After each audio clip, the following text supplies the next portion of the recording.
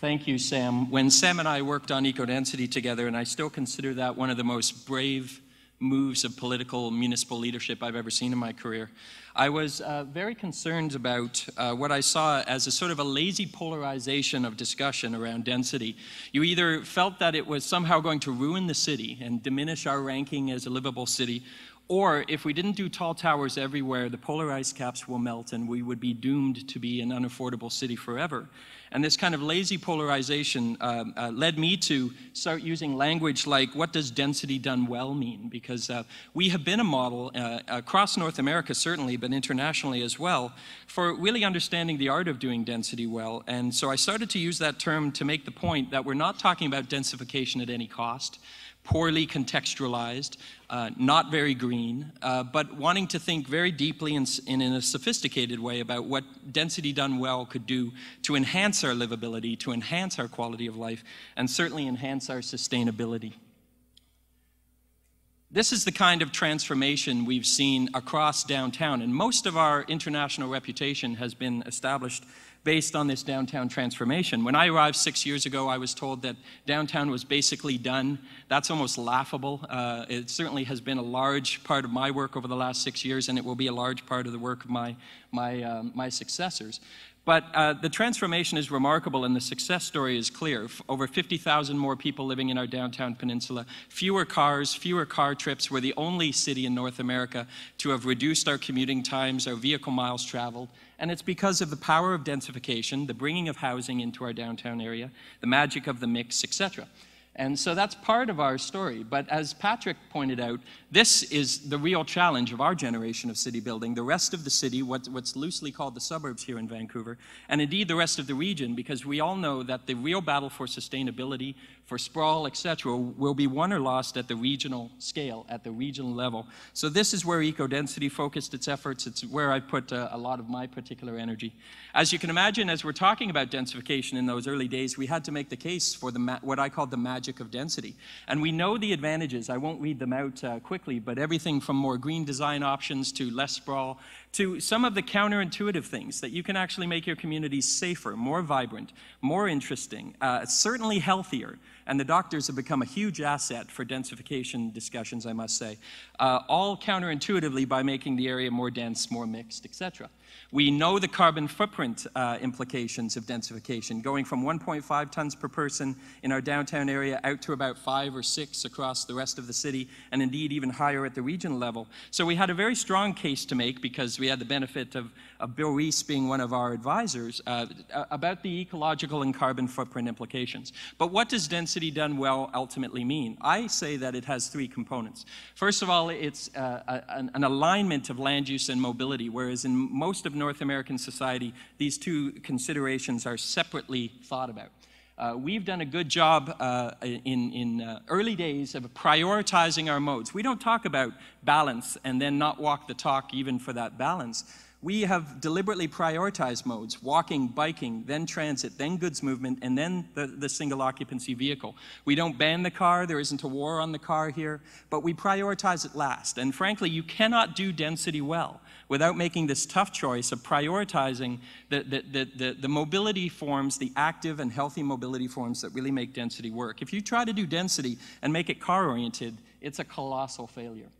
What I call the power of nearness really talks about how that proximity, that concentration, the idea that if you actually have done your nearness well, you don't have to go far. You don't even have to bike, let alone taking transit or using a car, because you actually have enough right nearby that you can walk to. The power of nearness, or the power of proximity.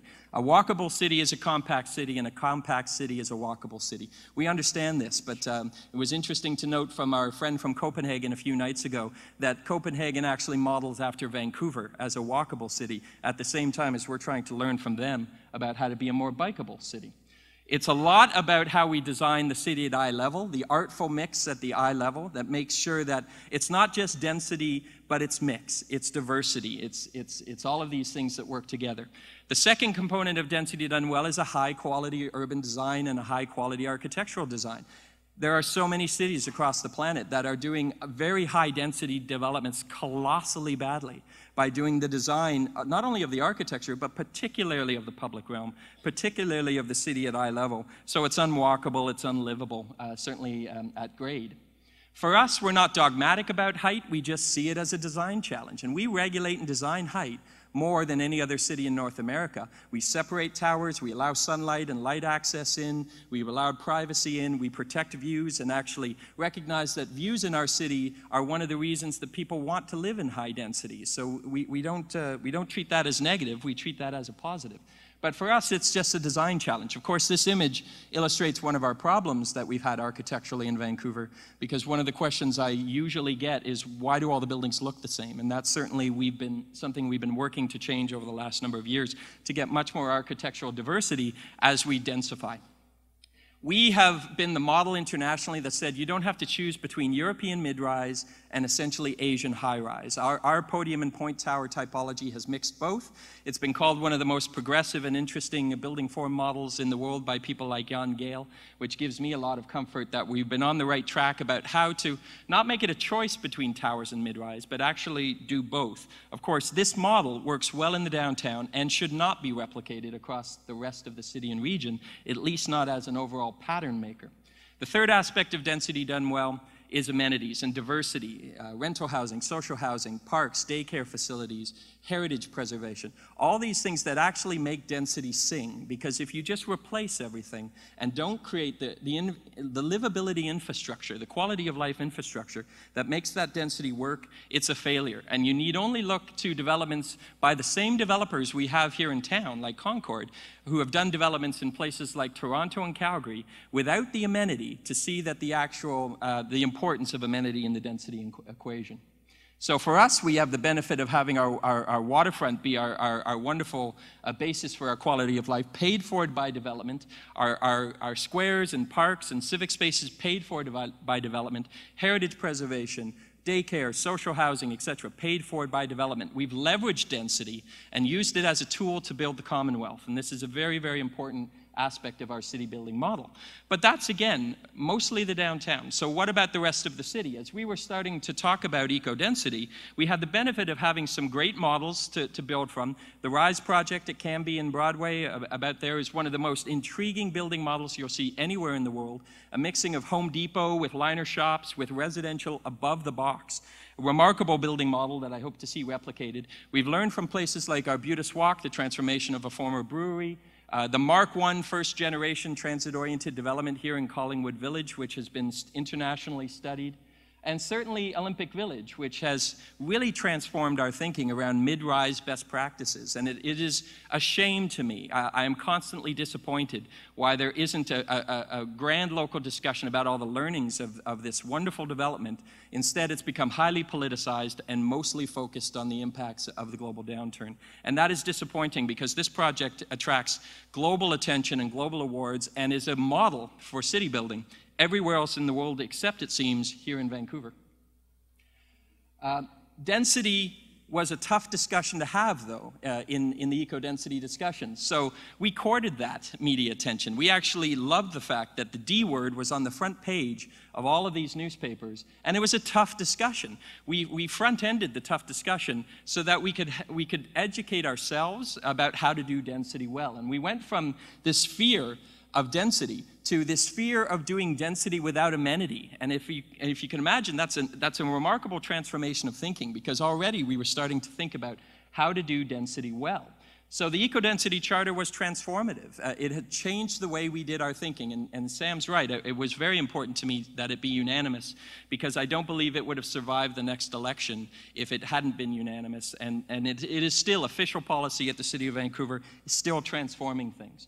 I introduced terms like hidden density, gentle density, and visible density to make the point that you could densify the rest of the pattern, as Patrick put it, in gentle ways, certainly a term I use a lot, to say that we're not going to try to Manhattanize the entire city, that the actual high-rises would be an exception rather than the rule, and the prevailing patterns would be mid-rise, gentle densification in the form of more row houses, duplexes, stacked townhouses, etc. And you could significantly increase the population density and the vibrancy and vitality of your city without having to go to that rather polarizing and very emotional discussion about towers. But indeed, we would plan towers in certain strategic locations, but not everywhere. So this kind of discussion was critical to provide clarity. And then we stressed the importance of doing every scale well. There's not one inherent scale that is more urban than the other. There's nothing unurban about tall towers. But if you do them poorly, they are unurban. Just like if you do your low-rise or your mid-rise poorly, it's unurban. So we've stressed the point that design is the difference. And by the way, before we think that all the big transformations are the most important things, I've been extremely enthusiastic about what might be called some of the small transformations. But of course, when you think about it, we have over 500 laneway houses now in the city of Vancouver in a lane-rich context. This is transformative. And we no longer have single detached housing, single-family housing zones in the city of Vancouver because we allow secondary suites as of right and we allow laneway houses as of right. So we're a 3-unit per lot city minimum now, which is transformative, and I think it's something that could change the way people think about the suburbs and cities. The Cambie Corridor has become an international best practice now for mid-rise urbanism, something I'm very excited about. We just recently learned we won the Planning Excellence Award for National Planning Excellence Award here in Canada for the Cambie Corridor work. And it again shows that you can do towers in certain locations, but mid-rise can become a powerful form maker in the patterning of our city. So in eco-density, we went from this kind of controversy, rather intense. If Bob Ransford's in the audience, he's once again profiled he's not the one on the left, he's the one on the right, to this, which again was critical because of that unanimous support. We've gone much further, though. We're now learning from international best practices. This is from my recent trip just to Europe, looking at Hafen City and Malmo and Stockholm and Copenhagen and Amsterdam, and looking at international best practices and recognizing that although we have a lot to learn from those other cities, everywhere I went, they wanted to hear about our model of city building, recognizing that Vancouver is an international model of doing density well. My last thought I'll leave you with is I want to really get away from the false choices of the densification discussion. It doesn't mean overbuilding. It doesn't mean that if density is good, twice as much density is always twice as good. You have to think about your context, your forms, your densities, and your designs, and your values. And we have to get away from this false choice of thinking we can either densify or reflect our city's values, or preserve our views, or incorporate heritage, or respect scale and character. We don't have to choose between densification and achieving those things. Anyone who thinks that you have to choose between those is not a designer, because what designers do is figure out how we can do it all. We can have our cake and eat it too, and that sounds a bit simplistic, but I'm extremely positive that a density done well scenario does not have to get into these false choices about things like protecting our view corridors and what have you. Our new mayor, of course, wants us to become the greenest city in the world by 2020. I believe that's a serious possibility, but you cannot have a serious discussion about becoming the greenest city in the world without talking fundamentally about the D word. And that's why I know there's a lot of good writing about density in the Greenest City Action Plan, because I wrote it. So will we be the greenest city in the world by 2020? I think so, but we will be a complete city and region, and density done well will be the key. I am convinced of that. Thank you, Sam, for the invitation, and I look forward to the rest of the day.